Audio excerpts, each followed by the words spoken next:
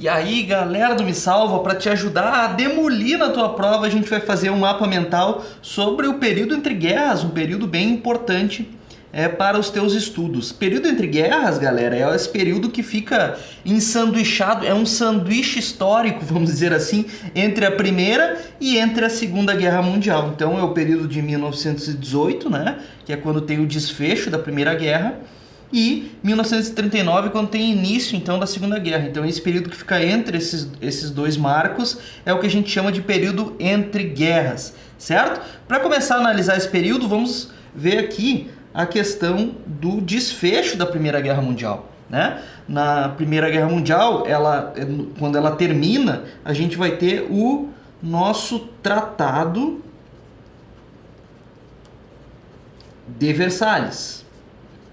O que foi esse Tratado de Versalhes? Foi um tratado no qual as nações vitoriosas no conflito, né, vão impor uma série de sanções e punições aos derrotados, no caso, principalmente a Alemanha, né? Então a Alemanha vai sofrer duras penas, né, com esse tratado. Vai perder território, vai adquirir uma dívida, vai ser responsabilizada por todos os crimes de guerra, vai receber punições militares. Então o Tratado de Versalhes pune de maneira severa a Alemanha, certo? Nós temos aqui também no desfecho da Primeira Guerra a formação da Liga das Nações. O que era a Liga das Nações? A Liga das Nações era o conjunto das nações vitoriosas, né? Ou seja, Inglaterra, França, eles vão tentar criar um conjunto, uma organização no qual reunia as principais nações do mundo e para resolver os problemas e os conflitos de maneira diplomática e não mais por meio de um conflito armado como foi a Primeira Guerra Mundial. É claro que a Liga das Nações ela fracassa porque ela não consegue evitar, por exemplo, a Segunda Guerra Mundial, que vai iniciar em 1939, certo? E nós temos também aqui, com o término da Primeira Guerra Mundial, a ascensão dos Estados Unidos. Os Estados Unidos que se lança como a principal potência do mundo capitalista com o desfecho da Primeira Guerra Mundial. Até porque as outras nações clássicas, como França e Inglaterra, tiveram a guerra acontecendo nos seus países, né? E nos Estados Unidos não sofreu porque não teve conflito no território americano. Então os Estados Unidos se alça como uma grande potência no término da Primeira Guerra Mundial, certo? Então aqui nós temos alguns elementos que caracterizam o desfecho da Primeira Guerra Mundial. Ainda no meio da Primeira Guerra Mundial, no ano de 1917, vai estar ocorrendo na Rússia a chamada Revolução Russa, né? Ainda no meio da guerra, a Rússia se retira do confronto porque estava vivendo esse conflito interno. Essa Revolução Russa, então, ela acontece no momento em que nós temos a queda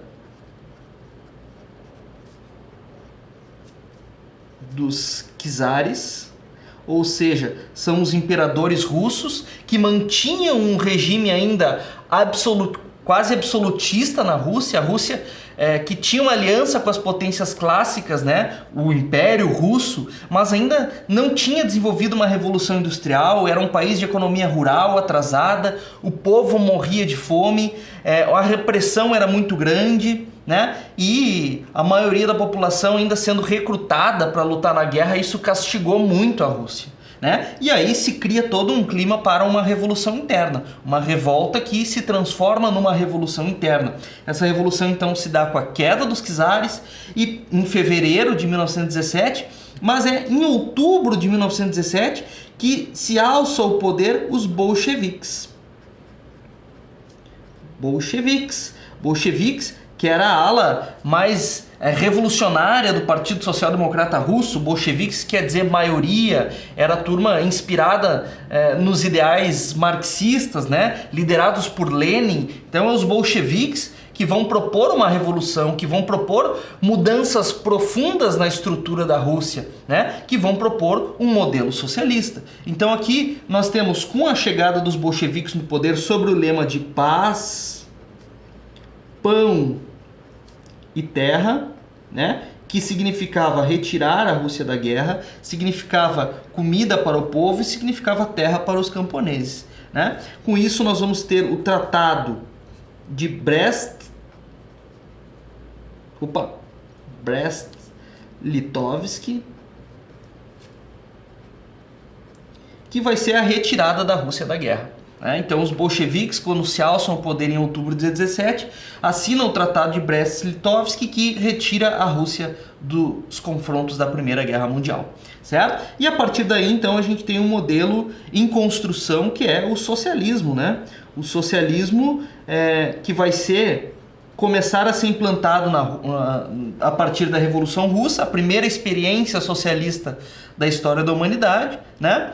E consequentemente, todas aquelas nações que faziam parte do antigo Império Russo passam agora também a adotar um modelo socialista. E a gente tem aí, então, a formação da União Soviética,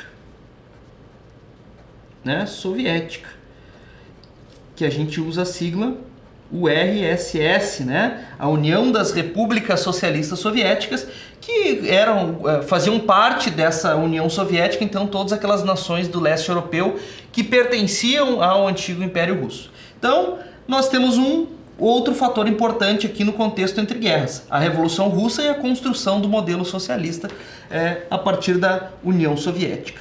Bueno, nós vamos ter também durante esse período, gente, o contexto da crise de 1929.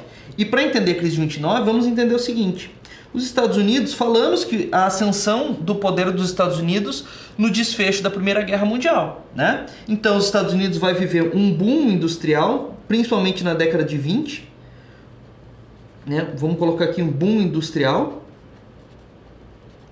né? Por quê? Porque os Estados Unidos estavam produzindo tanto para o mercado europeu, né, que estava destruído no pós-guerra, e aí então vão passar a comprar produtos da indústria americana, e também para abastecer o mercado interno americano. É o momento da década de 20 que os Estados Unidos vivem o chamado American Way of Life. O estilo de vida norte-americano, né? O estilo de vida americano, que foi muito... tem como símbolo desse estilo de vida americano, que é a ideia, a família que vai consumir eletrodomésticos, a família que vai comprar um carro, a família que vai comprar comida enlatada. Então, essa indústria americana produzindo em massa para o consumo em massa. Então, esse estilo de vida de consumo em massa, de bens de consumo, marca então as características do American Way of Life, junto com a indústria cultural, com a indústria de massa, né? Então, vamos observar aqui, um dos símbolos dessa indústria é o que a gente chama do modelo fordista de produção. Modelo fordista de produção, que significa produção em massa, né? E o sistema, a logística do estoque.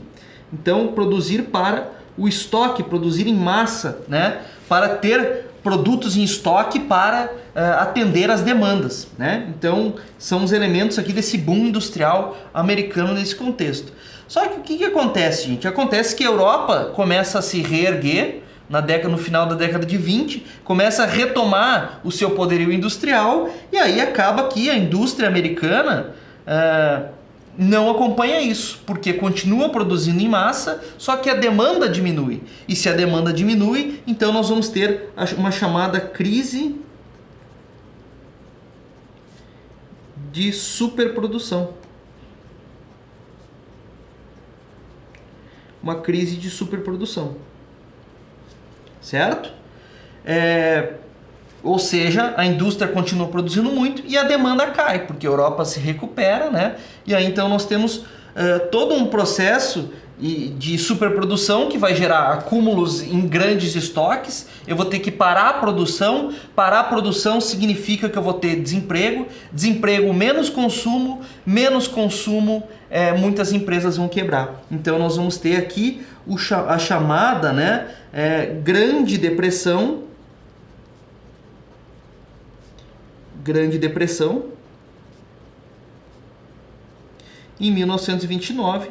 Isso vai resultar na quebra da Bolsa de Valores de Nova York, né? Muitas empresas vão à falência, muitas empresas vão quebrar, e aí, portanto, nós temos, Grande Depressão aqui em 1929.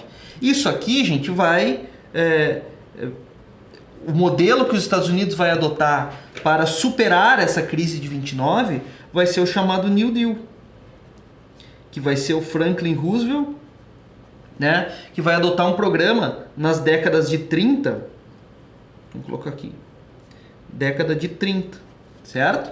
Então, o que é o New Deal? O New Deal é um programa econômico do governo americano para tentar retirar o país da crise. Isso significava uma série de investimentos públicos, como construção de obras públicas, seguro-desemprego, congelamento de alguns preços de alimentos, né? Então eram medidas para que a população americana continuasse consumindo, né? Para evitar ou para superar a crise, certo? Então esse é o contexto que a gente tem nos Estados Unidos, uma crise da economia capitalista, portanto uma crise de superprodução aqui, certo? E na Europa, gente? Na Europa o que a gente vai ter, né? Em primeiro lugar, nós vamos ter a ascensão dos regimes nazifascistas. Nós temos na Alemanha de Hitler, nós temos na Itália de Mussolini, a Espanha de Francisco Franco, nós temos Portugal de Salazar, né? A Grécia de General Metaxas. Então nós temos os regimes nazifascistas em ascensão, né? Nesse contexto do período entre guerras. Por que o nazifascismo tem ascensão? Em primeiro lugar, são regimes que se estruturam a partir de um revanchismo, certo? Revanchismo em relação o desfecho da Primeira Guerra. No caso da Alemanha tem uma revanche, um sentimento de revanche contra o Tratado de Versalhes, que impôs uma série de sanções à Alemanha, certo? Mas também um revanchismo contra a crise econômica do capitalismo e contra a agitação social da Revolução Russa, da Revolução Bolchevique dos comunistas, né? Então nós vamos ter uma revanche contra essa conjuntura que está colocada aqui no período entre guerras, certo? Esses regimes vão se caracterizar por um ultranacionalismo,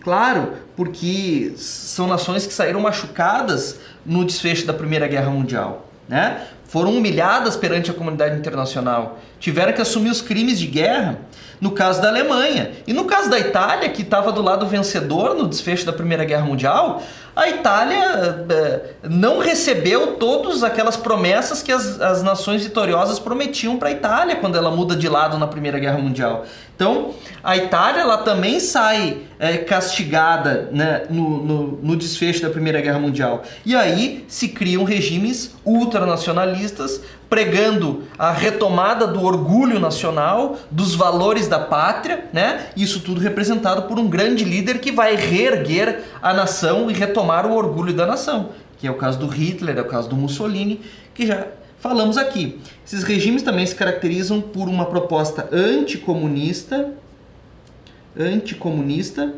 ou seja, porque pregam a ordem contra a revolução social, a defesa da propriedade, a defesa da ordem, a defesa dos valores contra o que eles chamam de baderna e a desordem causada pela greve, pela revolução social, pelo modelo socialista, que pregava a socialização dos meios de produção. Então, a luta de classes, né? A Revolução Russa vai pregar a questão da luta de classes, a questão dos oprimidos lutando contra os opressores. E aqui, no caso do nazifascismo, é a ordem contra essa baderna e contra a luta de classes que eles consideravam, então, elementos contra os valores da pátria, da ordem, né? E da harmonia entre as classes, né? Então, anticomunista, mas também vai ter um modelo antiliberal, né? Antiliberal, por quê? Porque o liberalismo econômico vai estar em crise devido à crise de 29, né? Então, esses modelos aqui nazifascistas vão adotar o antiliberalismo, não vai ser medidas liberais na economia. Vai ter um Estado interventor, mas não é um Estado socialista como no caso da União Soviética, né? É um Estado interventor. Digamos que o nazifascismo é uma resposta conservadora à crise da economia capitalista liberal aqui do final da década de 20. E aí nós temos para encerrar aqui como última característica, que claro, nós poderíamos linkar outras características, mas aqui as principais nesse contexto, que é o expansionismo. Expansionismo militar, né? Essa ideia de retomar o orgulho da pátria vai também embasar um plano de expansão militar, de reconquistar os territórios perdidos, né, com o Tratado de Versalhes. E aí nós temos uma Alemanha desenvolvendo toda uma teoria de superioridade da raça ariana e tudo mais, colocando a Alemanha como uma nação superior, desenvolvida e, portanto, legítimo a conquista de novos territórios, né? E aí isso vai embasar o expansionismo militar, que vai dar origem à nossa Segunda Guerra Mundial lá em 1939. Galera, falamos aqui dos principais acontecimentos, né? E dos elementos que compõem esse período entre guerras aqui, que fica ensanduichado entre a Primeira e a Segunda Guerra Mundial, 1918-1939, certo? Partiu aprovar, vamos demolir no Enem.